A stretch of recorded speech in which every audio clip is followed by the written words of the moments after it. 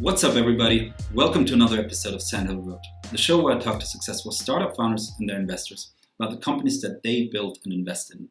And the goal, like always, is to give you a sense of what it's like to be in their shoes, to understand how their businesses tick, and to learn from their many successes and mistakes.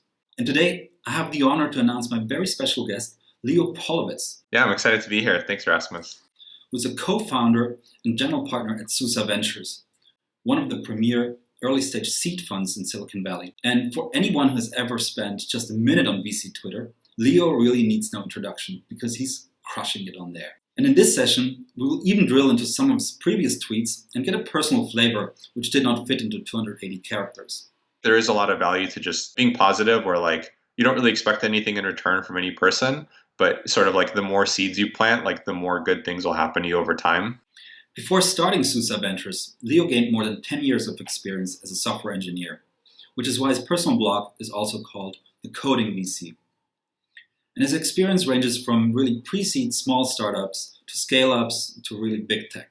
Believe it or not, he started out his career as a second engineer at LinkedIn, working on most of the website features released between 2003 and 2005. In 2005, Leo decides that he wants to get some flavor of big tech. So he joins Google just a year after they had IPO'd. And he worked there for 4 years working on their fraud detection infrastructure. In 2009, he's seen enough of big tech and decides he wants to join a smaller startup. So he joins Factual, a location startup, before they had even raised their seed. At Factual, he was Hadoopifying the data processing pipeline.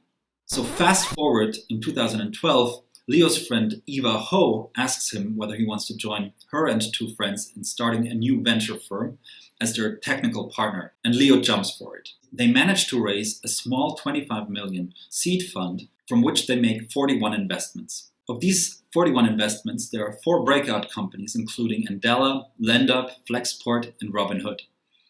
And so it comes as no surprise that when they raise their second fund 4 years later, they have double the LP commitments coming in at 50 million.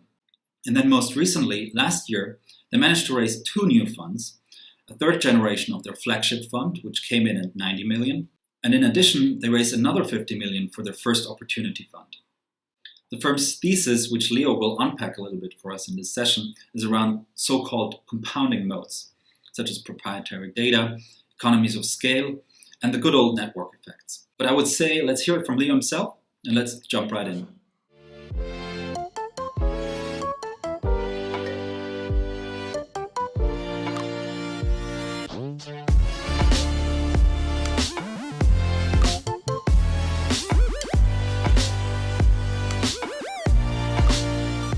All right, welcome to another session, and I'm super excited to announce my guest today, Leo Polovets, who is a co-founder and general partner at Susa Ventures, one of my absolutely favorite seed funds in Silicon Valley, having invested in the likes of Andela, LendUp, Robinhood, and Flexport. Leo, super excited to have you with me today. Are you ready to take it from the top? Yeah, I'm excited to be here. Thanks, Rasmus. So you've been crushing it on VC Twitter, but before I want to dive into your life as a Twitter icon, VC Twitter icon, and as a VC, I want to take a step back and learn a little bit more about where you came from. So let's start with your first job at LinkedIn, where you joined as their second engineer after completing a Bachelor's of Science in Computer Science from no less than Caltech. So tell me, how was it in these early days at LinkedIn with Reid Hoffman? Must have been quite the experience out of college. Yeah, it was definitely a really special experience, and I feel like I got really lucky. I joined the company when it was just over a dozen people, and it was because I had known one of the co-founders during an internship in college, and he invited me to join. And to be honest, I didn't really have a good sense of where LinkedIn might go. I think social networking was really new at the time. I didn't really have a specific thesis on how that might evolve. I just wanted to work with this friend that was a really good engineer that I had met previously. And then the company ended up being really successful. But the team was really small when I was there. Most of the time it was 3, 4, 5 engineers for the first couple of years. And when I joined, the product was really early. So, it basically had profiles, invitations, and I think a way to upload your address book, and that was about it. And then over time, we added messaging and the job board and LinkedIn groups and payments and ads and all of that stuff. And all of that basically came in the first few years. And I think LinkedIn got really lucky because most companies struggle to just get like a single revenue stream that works, and they had 3 or 4 that worked pretty well. And so it was just like a really cool experience to watch that company grow in the very early days from, sort of tens of thousands of users to maybe low millions when I left. And I would say Reed was definitely like a visionary too. So when I first met him, I asked him like what his vision was for the company. I remember him saying, something like, maybe 300-400 million white collar workers could be on the platform someday. And this is back in like 2002, 2003, where I don't even know if Yahoo had 200 or 300 million users. And so it's like such an audacious prediction. And I think now LinkedIn's maybe like 2 or 3x that. But like Reed really nailed the vision. And I think he had a lot of thoughts on like where the product would go, how people would use it. And a lot of those ended up coming true, over the next 10, 15 years. Then in 2005, you decide you want a flavor of big tech, and you decide to join Google a year after they had IPO'd. And you worked on their payment fraud infrastructure for 4 years there. Talk to us a little bit about how that was and how this was different from maybe the environment at LinkedIn. Yeah. So, to be honest, I was pretty happy at LinkedIn, but I was like a hardcore math and algorithms guy in college and high school, and did like programming competitions, really enjoyed things like that. And a lot of my friends that I had made, that were like from some of those programming competitions, most of them actually ended up going to Google, and they were kind of reaching out and saying like, I should apply. I'd really like it there. And I was pretty happy at LinkedIn, but I kind of figured, well, I'll apply. If I don't get in, I'll just stay at LinkedIn and I'm happy here. And if I do get in, I'll think about it. And so after going through the interview process, Google gave me an offer, and they invited me to join the payment fraud team, which is, they were basically launching a PayPal competitor, and they wanted somebody to help them look at data and like try to figure out, which credit card transactions might be fraudulent in real time. And it seemed like a really interesting problem. And I also figured it would be like interesting to get an experience of working at a big company, because I think back then Google was probably, probably the highest regarded tech company by engineers. Like they just launched Gmail, they just launched Google Maps, which are really groundbreaking at the time. They had recruited a bunch of like kind of the foremost experts on a bunch of engineering topics. So it seemed like a really cool place to work. And so, I thought about it for a while and decided, it's been a couple of years at LinkedIn and I wanted to try working at a big company. And so I ended up spending a little over 3 years at Google, mostly working on that payment fraud project. Yeah, Google was this challenge for every engineer to crack the coding interview. And it was really an engineer's first company. And then in 2009, you decided you needed an early stage startup environment again. And so you meet Jill Elbaz, who has previously founded Applied Semantics, which was later acquired by Google, considered to be one of the most important early acquisitions of Google, really forming the backbone of what is now AdSense. And you decide to join Factual as an early team member. And I know you were not a venture capitalist by that point in time, but being an early employee in a startup before it has raised its seed round is a little bit like an undiversified investment in a sense. So when you considered this option, what were your thoughts on the business model and the future of Factual? I think what really attracted me to Factual was the people and the mission. The product's evolved a bit over time, but initially the founder basically wanted to build something like Wikipedia for structured data. So Wikipedia people, upload essays, they can collaborate, they can like link to other essays. The idea was to do that for data sets. So you could upload some data, you could, use Factual's tools to like clean it up or join it with other data sets, and it would be sort of this like, huge global data platform. So that, seemed both like a cool mission and a really interesting technical challenge. So it was something I was excited to work on. But I think the team was like what was really special for me. So as you mentioned, Gil had this amazing experience of building essentially the precursor to AdSense, which was almost half of Google's revenue. And then he ran Google's Santa Monica office for a few years on the engineering side. And the company was still pretty small. I think it was about 15 people. So I got a chance to work with him pretty closely and learn from him.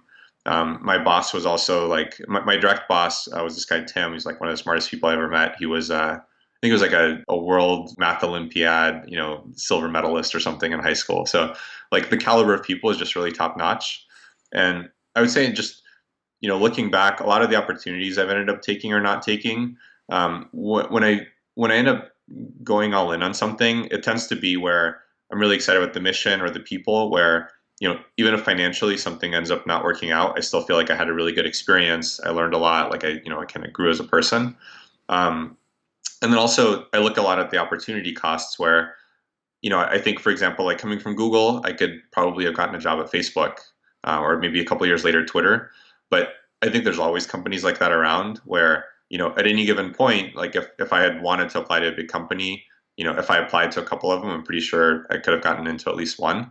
And so I feel like those opportunities are always there in the background as a backup. But, something like Factual, where I get to work, as like one of, 10, 15 people with this guy that, previously built like half of Google's revenue stream at another startup, like that seemed like a really unique opportunity that would be really hard to find again.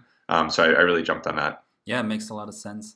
And so in 2012, your friends asked you to become the technical partner in a new venture firm that they were starting. And before I want to talk more about Susa, I want to talk a little bit about the name. The name is a reference to a family of mountain gorillas, and I think all of the partners have visited this family of mountain gorillas. Your colleague, Chad Byers, said that Susa is really a family and a support network, and I found this angel list reference about you as an investor, which said Leo is willing to jump into code, review API documentation, and always be thoughtful and give very technical advice. So it was really formed around this gorilla family support network. I know there's this picture of you with this gorilla.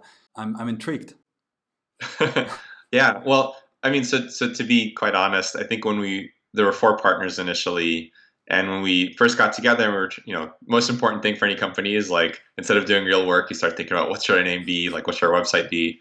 So we were thinking about what are good names for VC fund, and I think we kind of went through a list of all the names that are pretty common, like the names of like mountain ranges and and geographic like entities and things like that, and a lot of them were taken, and I think we also just personally weren't really feeling inspired by them. And then as we were talking about other ideas for names, what we realized is like all of us had seen this group of gorillas in Rwanda called the Susa family, and Susa is basically the name of like the oldest kind of patriarch in that group. And we thought that was a really cool coincidence because the government of Rwanda basically gives like 10 individual permits a day to see these gorillas, so it's like 3,000 people a year.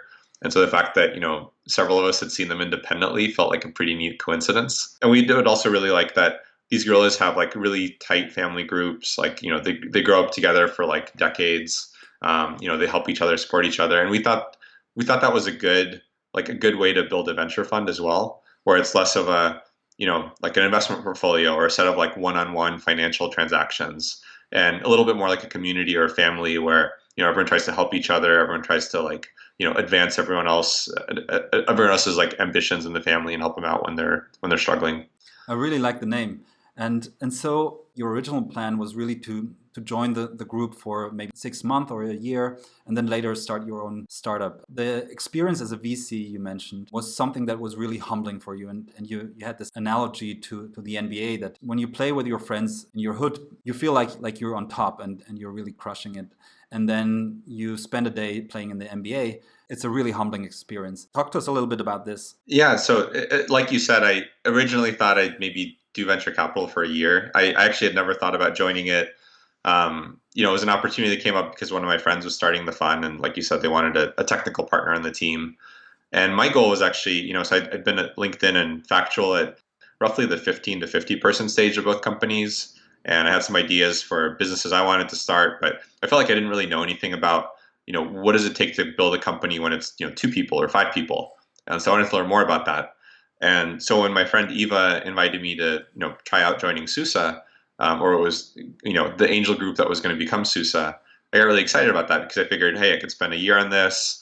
I could meet a bunch of investors and build a network there. I could meet a lot of founders that are, at that 2 or 5 person stage and learn about, what are their challenges? Like, what does it take to grow a company from that stage to the stage I was more familiar with?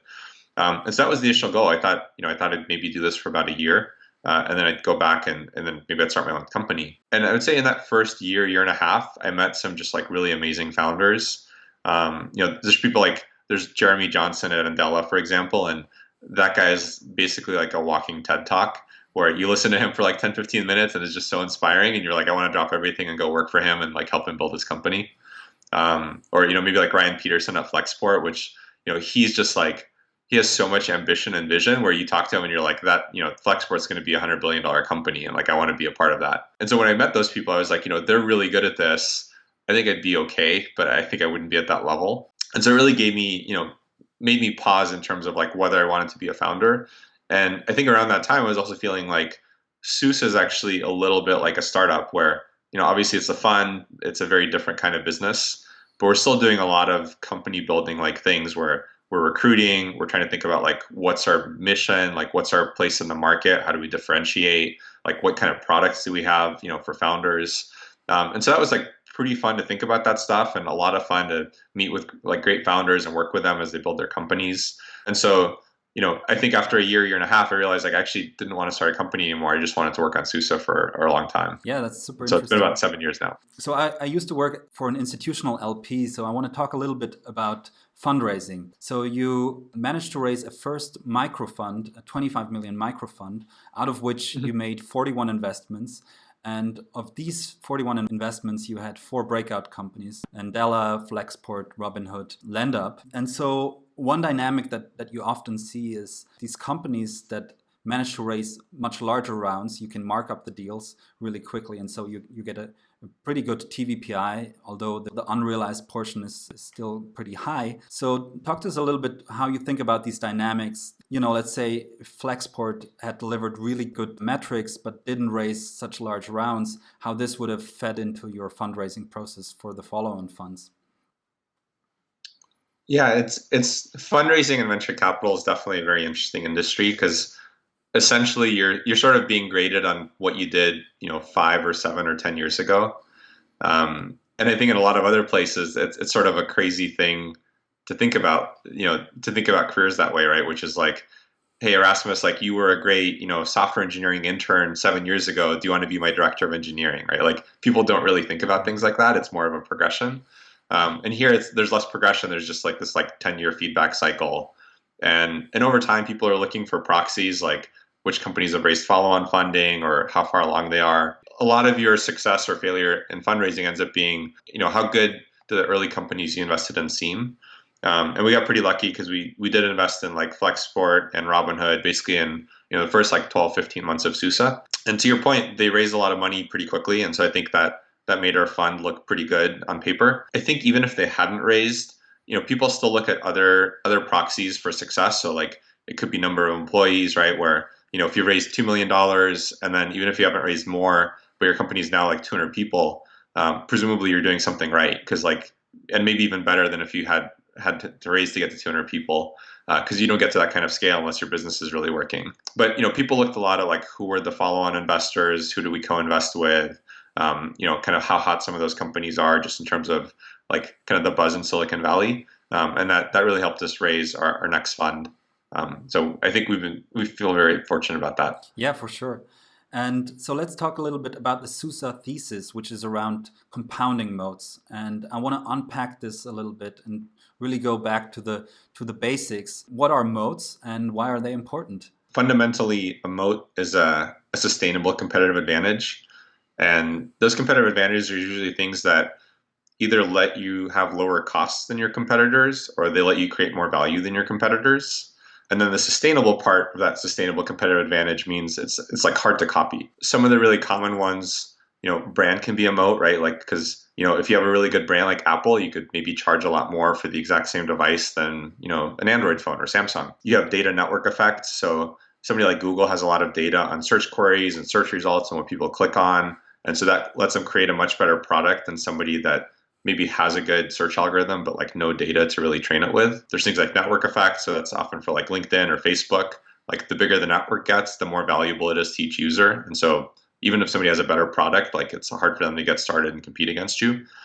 So there are a lot of these examples. And I would say like in the early days of startups, none of this matters too much because you're just looking for product market fit. Often your company's small, maybe even like your business opportunities, not even recognized by everyone, like you see it, but nobody else does. And so like nobody's really trying to copy you. But then as you get bigger, that changes, right? So, maybe someday you announce like you raise $100 million and you have a lot of revenue. And now suddenly there's a lot of startups being like, hey, I think I could do this better than you because I have some other insight. Or maybe some big companies thinking like, this is close to our product lines. Like, why don't we add an adjacent product? And so I think that's where moats become really important. Because you want to make sure that, when people look at your business and think like, I want to copy that, you want it to be so hard to copy that they give up, or like, ideally they don't even try in the first place. And then the aspect of the compounding part, we know that people are really bad at estimating compounding interest. And the same, I think, applies very much to compounding modes. Maybe talk a little bit about this compounding aspects. You mentioned the network effects and the data modes as well. I think one way to try to quantify the value of a moat is to think about what would it cost for somebody to try to overcome it, right? Um, and so there's some moats, like let's say IP, where I think the value doesn't change a lot as your company grows. Like you have some patent, and maybe it takes $5 million for somebody to come up with a different way of doing the same thing. Like it's going to be $5 million whether you're $1 million company or $1 billion company. And so that's a little bit tricky, because when you are $1 billion company, maybe somebody's like, hey, it would be worth $5 million to try to compete with you. But then there's other things, like let's say, Google's data set, right? When they're small and maybe they've had only like 1 million users ever use their search engine, it doesn't take a lot for somebody to try to get that kind of user base, right? Like maybe Microsoft puts up a search engine and they get that kind of traffic almost for free. And so like that data set's not that hard to copy. But as Google doubles and doubles and doubles again, and maybe now they have like years of data from 100 million people or a billion people. Now, when you think about what would it take for Microsoft or a startup to get billions or trillions of queries worth of historical data, that's like an astounding cost. And I would say you could think about network effects the same way, right? With like if Facebook's on one campus, like what does it take for somebody else to copy that? I don't know. You could probably give like 1,000 students like $50 each, and like now you have the same sort of like network in another campus. But when Facebook has 1 billion people on the platform, like how do you get 1 billion people to switch over to your platform? Like that's going to be astronomical, right? So I think these kinds of moats, like data network effects, are really valuable, because generally the bigger the companies get, the more costly it is for somebody else to try to do the same thing. I want to dig a little bit deeper into data moats, where you've written a lot about it on your Coding VC blog.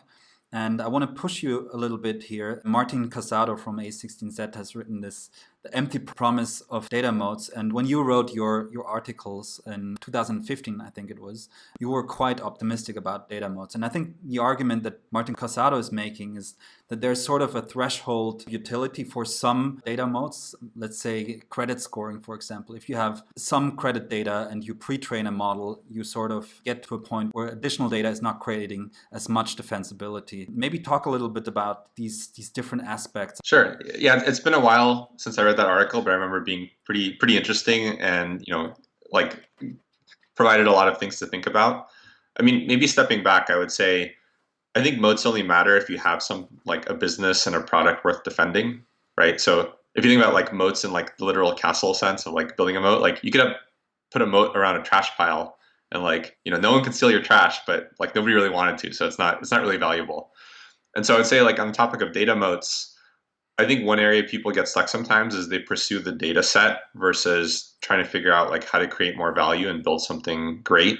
And I think the better approach is to work on building something really valuable the customers love, and then looking for opportunities to build like data moats and other kinds of moats around that. And to Martin's point at Andreessen, there's definitely a lot of nuance to data moats, right? So some of them asymptotes, like you said, maybe for credit scores, maybe if I have like 5 years of your credit data, it's not that much, more useful than 4 years. And so, even though like a company with 5 years of data has more data, maybe it doesn't really help them do credit underwriting. But there are a lot of problems where, for example, you have, a lot of different use cases, or like there's a lot of nuance. And so like search queries are like that, right? Where, I forget the stat, but it was something like a few percent, or maybe even like 10 or 20% of of all queries on Google are brand new and never been seen before. And so that's the kind of thing where like the more data you have, like the more queries you've seen, the more you have a good sense of what's going on. And that's the kind of thing where, having 5 times more data actually probably does make your search query a lot better, because you have great results maybe for like 98% of search queries instead of 92%. And for a user, that ends up being a big difference. So I think there are a lot of these questions about, does the value of the data asymptote? How big is the data set, right? Because maybe if it's small, like let's say you have some proprietary piece of data in every country, but maybe somebody can just like get that data by, doing like $1,000 of research in every country. So that's not that hard to copy. But sometimes the data set's huge, and so it takes a lot of work to copy. So you're looking at like how hard is it to copy? How valuable is it? Like, can you do interesting things with the data? Is the data fresh or does it need constant refreshing? Like, the more the data needs to stay fresh, the more valuable it is. Because if you're looking at things that are like maybe, you can be a year or two stale, that's easier to copy than if you really need to be like up to the minute accurate, for example. So there's a lot of nuance here for sure. Yeah, for sure. So let's segue from this to discuss some of your investments at Susa Ventures. And I want to kick this off with Robinhood, which has been in the news over and over again, where you invested in their 3 million seed round. And this was notably before the infamous waiting list. So it was pre-waiting list and pre-product. I put out a Medium post recently where I looked into how the back end of Robinhood relies on sending orders to these high-frequency traders like Citadel and Virtue. If I were asked what the why now question around Robinhood, it would have been that we've seen this market structure move to the ECNs and high-frequency trading firms. Take us back to this point when you were pitched on Robinhood. Yeah, I definitely feel like we've been, we were very fortunate to meet Vlad and Baiju, I think it was around summer of 2013. And it was definitely very early. It was before, the wait list. I would say like some of the things we found really compelling about them is like they're really sharp. I think one of them actually worked in like Terrence Tao's lab in UCLA, who's like a Fields Medal mathematician, like just like really, really smart guys, both of them. They had, what people often call founder market fit, which is they had some experience in this space before. So they hadn't built a brokerage before, but they had built infrastructure for high frequency trading firms previously. So they really understood like, here's how trade execution works, here's how to make it fast and cheap. And so I think on the technical side and sort of like understanding the components of the back end of the business, they were really knowledgeable. And I think what really convinced us on the opportunity is, I think first it did feel like the world was shifting to mobile more and more. This is 2013, so I think it had, in some ways largely shifted from 5 years ago, but there's still a lot more to go. Like Uber, I think, was just starting to take off. And there's starting to be more and more of these kind of like mobile first apps that were really interesting. And it did feel like brokerages, like traditional brokerages, hadn't provided like a good UX on mobile. And then I think the other thing that was really interesting is when you look at like the financial filings of like E13 and Schwab and all of those companies, they, back 6-7 years ago, they charged high commissions. Like I think Schwab was charging $20 or $30 for each trade each way.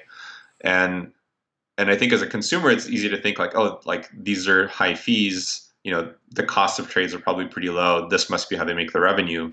But if you look at their income statements, that was often like 20-30% of the revenue. And a lot of the other revenue is based on assets under management. So, it might be things like margin interest, right? Like if you're borrowing on margin and you're paying 5% interest on, a lot of your balance, that ends up actually dwarfing like the commissions most of the time. And so we saw that, and like the Robinhood founders pointed out that there's a real opportunity here where instead of making, the same type of revenue profile as these traditional brokerages, you could essentially give up the commissions piece and still make 70 or 80 cents on the dollar.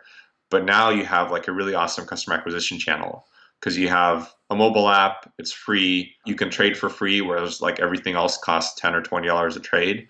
And that's like, free is so much better than $20. And so I think that was the secret to like their early success and their continued success, which is, these companies like E13 will pay hundreds of dollars for a new user because it takes a lot of marketing to convince somebody like, hey, you should pay me $10, per trade instead of paying somebody else $12 a trade.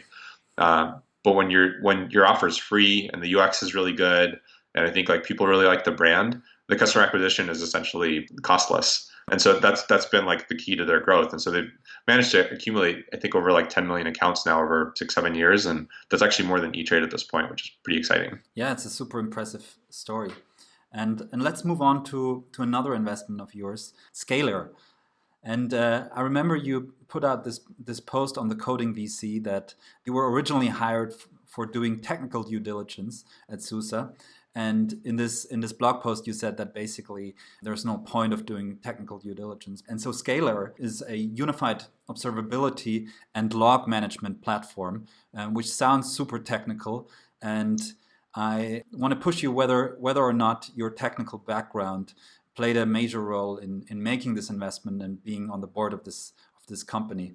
Yeah, so maybe I'll tackle the technical due diligence piece first. I would say this is an interesting and surprising lesson for me when I started because there aren't a lot of software engineers in VC. Like there's some, but not that many.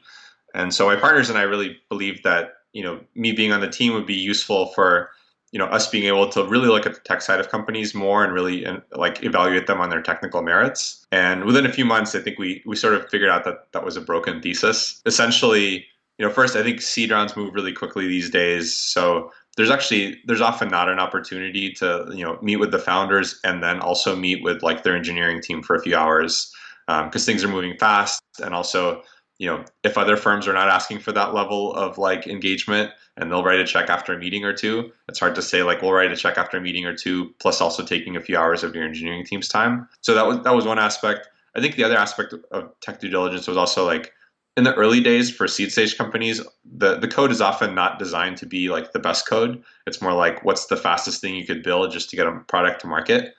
And so because of that, I think it's sort of unfair to judge the merits of the code because of that, right? It's sort of like if somebody gives you a rough draft just to see if you like the plot, you don't want to like really evaluate it on like grammar and spelling. You're really looking more at the plot. And so I think what we realized is like the tech side for most businesses was sort of secondary to whether like does this feel like the right idea, the right team, the right approach. And I'd even add that in retrospect, over 6-7 years, like very few of the companies we worked with have struggled to build out the technical side and like build the product. And where they've really struggled is like sales or finding the right product to build or recruiting or things like that. So with Scalar specifically, this is one of the few companies where I do think my tech background did help. So what they do is they do observability and especially log management. And so what happens is, when an engineer writes code and it's up in the cloud and it's sitting on a bunch of servers and it gets run when, let's say, like you visit a website and it hits some servers and like the servers do something on the back end, those servers end up basically saving some log messages about what happened.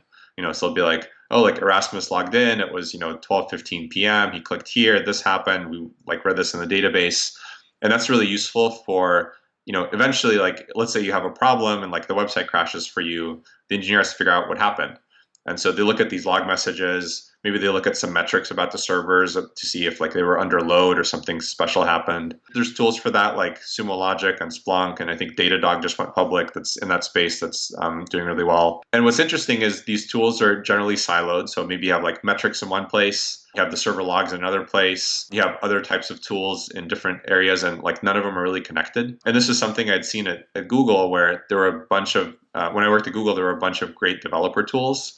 But you have to check like 5 or 6 different systems to really figure out like what's going on with my server, like why is Erasmus having a problem on the checkout page, that kind of thing. And so I saw that these tools were really siloed. And then there were these tools coming out that were pretty good, but they were definitely on the slow side.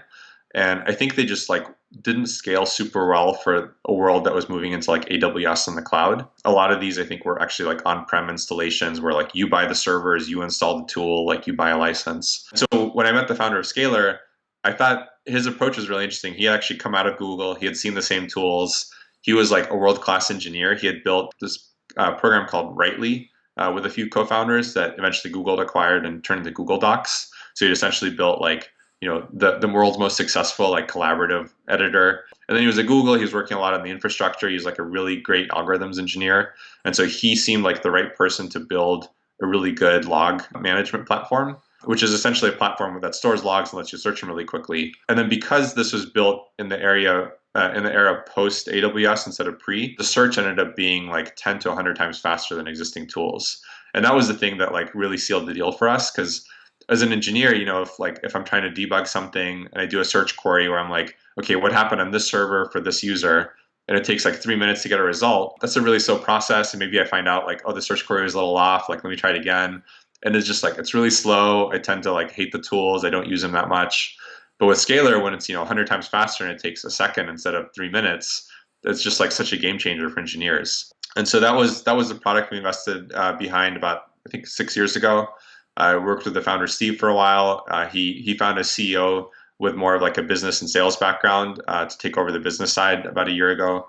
She's been really awesome, and the company's just been like growing really well for about for the last 5-6 years, and they have a bunch of huge customers. And I think their approach is like really interesting and really technical. And because of the tech team and how the technology had shifted to the cloud, it was like the right time for this company to get started. Yeah, it's super interesting. And the company hasn't raised that much money given the traction. I think they raised think 26 million. They had a Series A, but relatively capital efficient. So let's move on to my absolutely favorite part of this session, which is diving into some of your previous tweets. I'm a big follower of yours for many years now. I've learned so much about not just startups and venture and tech, but also about life in general. And so I want to start with a more general tweet of yours, which I absolutely loved.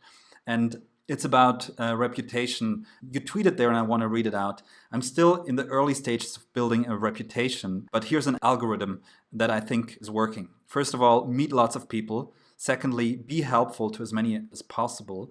Third, don't screw anyone over. Fourth, play the long game and don't be transactional. And fifth, repeat 1 to 4 forever. So you have the loop there, and I like this engineering mix with life advice. And then related to that, you talked about external validation on Harry Stebbings' 20-minute VC.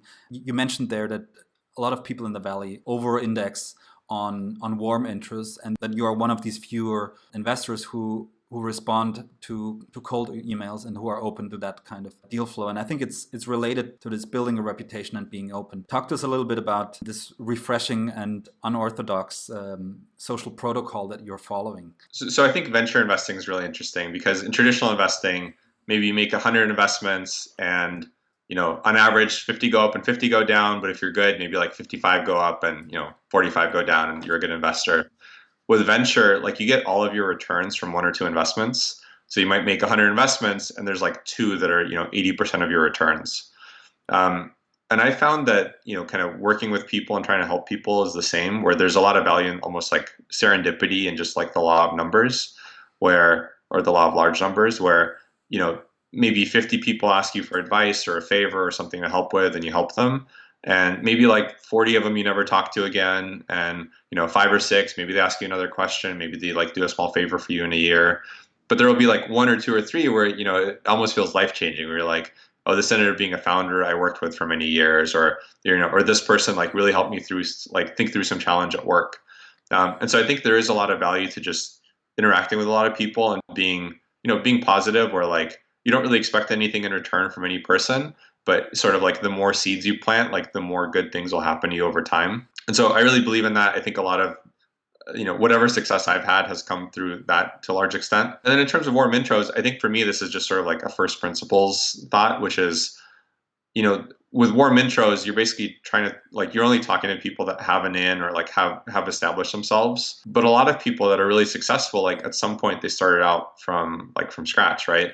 And so, maybe like the CEO of like Netflix or Spotify or Apple or something, today they can get like warm intro to anybody, but maybe like just before they went to like Spotify or Netflix or Apple, like maybe they weren't that well known. And it would sort of be a shame if like, Steve Jobs emailed you and you're like, hey, I need a cold intro. Like, I don't know if you're like really that special. And so I think there's a lot of value to just like looking at people more on their merits or their potential or, or their ideas. And, a lot of times like those people go nowhere, but a lot of times they go somewhere or they go really far. And I think it's a lot more rewarding to like help somebody with potential, get to the next level. And then in the future, like, maybe you can't get an intro to them because like I couldn't get an intro to like Scott Cook today or something because he's really busy. But if I'd met him, 20 years ago and, or maybe not him, but maybe somebody that's like a little bit more my age and like helped him out when we were 25, like that's a relationship that is really hard to build, when we're 40 and, the other person's a lot more successful. So I really like the idea of just like meeting people earlier, trying to help them out and then, just seeing what happens. And in the worst case, like it feels good to help people. So yeah, I absolutely love that. And I found this YouTube clip of yours back from your days at Factual when you were at a conference, and there in the interview you say this is the first conference you have ever attended. So how are you finding Strata this year or this time? So it's actually the first conference I've ever been to, and it's I really enjoy it so far. The first Strata conference or the first conference ever? The first conference ever. Wow. Okay. And that was, I think, in 2010 or so. So you were not always a big networker. And then moving on to a more product focused tweet of yours that I really loved is where you tweet, my experience so far, most companies that try to build platforms end up evolving into tools for their early user base. Some companies that try to build tools for a specific user base eventually evolve into platforms. And to build a platform, start with a tool for a set of users and then generalize.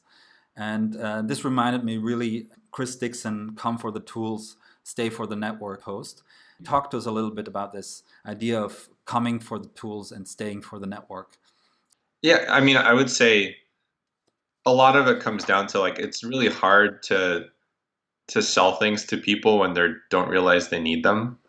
And so a lot of times like platforms are a very abstract concept, right? Where, for example, maybe you're recording this podcast, you have specific problems like how do I record stuff? How do I get transcripts? And so if I came to you and said, hey, I have like a really great transcription tool, or like a podcast hosting tool, you'd be like, oh, that's great. Like I've been looking for that. I think if I come to you and say like, hey, I have an audio platform, you're like, okay, like what is that? Like I'm not looking for an audio platform. I'm looking for, a hosting tool. And so I think what I've seen is like these companies that start out as platforms, they have a big vision. They go pitch it to like 50 companies or 100 companies. And most of the companies are like, well, like, I don't really know about, the platform, but like, can you help me do this? Like, can you help me, transcribe my podcast? And so what happens is that company starts at a platform and then they talk to 100 customers and they're like, well, there's a lot of pull for like, transcriptions, like maybe we'll just do podcast transcription. So they end up starting more general and then quickly like moving more into a tool. And on the flip side, I think a lot of times when you do end up on a tool, like let's say, transcriptions, over time, if you're really successful, you could start building adjacent things. And so you're like, okay, first we do transcriptions, and then maybe afterwards, like, well, like people want to search the transcript, so now we have like, searching built in. And then maybe next it's like, hey, now that we see like you can search transcripts and we see what people are searching for and what they click on. Now we give you like a recommendation engine. And then pretty soon you're like, okay, now we have like a really comprehensive podcaster platform with all these services. And because you started in like a few concrete areas, you get a lot of adoption, and then it's like it really takes off, and like it's hard to for others to copy you. But it's really hard to start with that like platform general view off the bat. And that's kind of what that tweet was about. To tie it, I think it's a really good observation about Chris Dixon's post, which is that a lot of times like people, for all of these social networks like Pinterest, when you first join, when it's really early days, there aren't a lot of users there. And so you can't really hook people with like, hey, you should join to be part of a network, because like there's no value in the network. And so what you're trying to do is you give them something concrete, like let's say a tool to say, like to pin all of the images that they're interested in and to categorize them. And so that's very much like a single player mode where even if there's no one on the platform, it's useful to a bunch of people. And so you get people in on this like very specific tool, but then once they're in, you're starting to build this network around them, which is, maybe a little bit analogous to building a platform around a tool where like that usefulness just expands over time. So the last tweet I want to talk about is related to pricing and how pricing tells a story about your product. And you say pricing tells a story. Low prices, the product isn't that valuable. High prices, this is a premium product. Freemium, you need time to see value. Pricing by number of seats, every user gets value. Pricing by team, the value is for the team, not the users. Pricing by the transaction, you get value from every transaction. So what does the price say about you? Talk to us a little bit about this tweet and give us some personal flavor on how this has played out in some of your portfolio companies. I think pricing is really interesting. First of all, because it's really high leverage. Like you essentially can, not change your product, not change your team, not change your sales strategy, but just come up with better pricing, and maybe like your revenue goes up 20% or 40%, overnight. So I think it's a really interesting area to like think about and research and learn about as a founder and as an investor. The way companies price things really reflects on how customers perceive them, right? Because a lot of times, like whatever the pricing mechanism is, the customer's thinking like, okay, do I get value out of that, kind of proportional to the price, right? And so if someone says like, hey, it's, let's say like Anchor, the podcasting platform, if they say it's, $1,000 per podcast, maybe you're thinking like, okay, do I get $1,000 of value per podcast, right? And, you're doing the math, and maybe you do and maybe you don't. But maybe a different way is like, oh, it's, a minute per, like $1 per minute of audio, or maybe it's like $50 a month, even if you do like 50 podcasts or something, right? And so all of these things are framed in very different ways where, for example, if they charge like $1 per minute, you're going to be thinking like, okay, do I get additional value for every minute? Because like if I don't really want to pay that. Or if they charge you like per user, maybe if you're like a heavy podcaster, it's really worth it, because if you're doing like 10 podcasts a month and paying $100, it makes sense. And if you're doing one a month, maybe it doesn't. So I think customers always like thinking about it, maybe implicitly, maybe explicitly, of whether this pricing aligns with like how they think about the value of the product. And in that vein, like when a company says like, hey, we price by the seat, they're basically saying like you're going to get value by the seat. Like it's per user, it's not per transaction, it's not per month or length of time or something else. And so as the company, as the product maker, like you really want to make sure that aligns, right? So if your value is by the seat, like don't charge per transaction. Or if it's like by transaction, don't charge by like team or something. So you just want to make sure it aligns, because otherwise, customers end up having friction, right? Because they don't think about your product the way you want them to. And like maybe like a really dumb analogy is, Uber prices like per mile, and there's some surge pricing, but like basically it prices per mile. If they said like, hey, we're going to price by like the number of gallons of gas the driver uses, like nobody really knows how to think about that, right? They're like, I don't think about whether, this trip is half a gallon or a gallon. I just know it's 6 miles. I have other alternatives that I know like for 6 miles cost this much. How do you compare for that? So you just want to make sure that your story that you tell with your prices really aligns with what the customer wants. So we've had a lot of investors and builders in the open core vertical on this show. And I think in the open core or in the open source, commercial open source segment, there's so much room for maneuver in terms of pricing that there it's super interesting to think about, how do you price it such that the value is really derived for the enterprise only and basically free for the developer ecosystem. Yeah. Your tweet really resonated with me in that respect. Yeah, it's actually, so open core is interesting because if so it's like basically products that have like an open source core that people can use for free, right? And you can think about the pricing there sort of says like, here's how you're pitching your product, which is, let's say everything is free, but you charge for like services and support. I think the messaging there is like, hey, this is hard to use. You're going to need some support, right? Or maybe like if you charge for hosting, it might be like, hey, this works great, but like hosting, it's a pain in the butt. So like, you're going to want to pay us for that. But the user is sort of looking at that and like, they're sort of thinking like, okay, this will be hard to use, or it'll be hard to host, or like, the basic features are free, but I have to pay for advanced ones. So maybe like the basic features are like not going to be as useful as I hope. And so however you set those prices and like what you're charging for, that ends up, really communicating something to the user implicitly. Yeah, absolutely. So I want to wrap this session up. So where else can people find out more about you? I would say Twitter is the best place. I probably spend way too much time there. So I'm Polovets on Twitter. It's LPOLOVETS. I'm also emailable. I'm leo@susaventures.com. Susa's SUSA. But yeah, I'm pretty accessible online. So, always excited to chat with people working on interesting things. I had a blog where, when I started my venture career, I had a lot of free time. So I was doing like a post every week, and then became every like week or two, and then every 2 or 3. And I think about 2 years ago, it got down to more like every couple of months. And then I got so, I had so much work that piled up that I really fell off the wagon. I have a few drafts I've been working on. My goal is to like get back to blogging this year and, at least do like maybe a post a quarter or something like that. We're really happy to have you on the VC Twitter, as active as you are. So Thanks. Thank you so much, Leo, for taking the time. Yeah, it was great to chat. I'm really, really happy you invited me.